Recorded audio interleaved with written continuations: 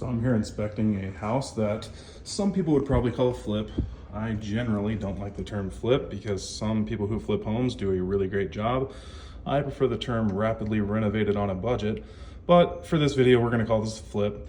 In this home, there are an insane amount of electrical issues. So because of that, I decided to pull this receptacle.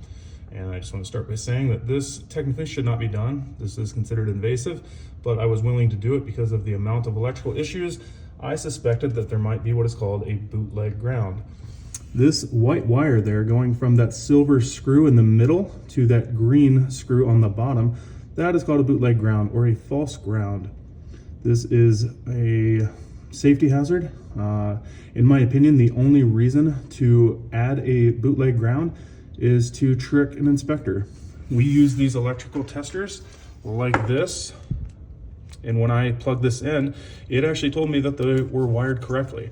All of the receptacles in this home, according to this, are wired correctly. But again, that is why people do this, is it makes an electrical tester read that it is wired correctly.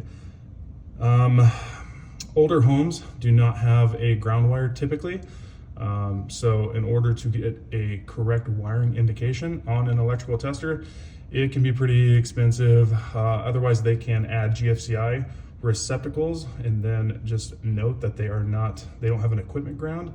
So essentially that would like protect a person, but not any equipment, anything that's plugged into it. So rather than doing that, because it does cost more, they just do this. But again, this is unsafe and it is only done that way. In my opinion, it's shady. I'll just call it what it is. It's very shady. Flippers do it all the time. So I'm gonna recommend that they get a licensed electrician to basically look at this entire house, pull all the receptacles and get all of these corrected.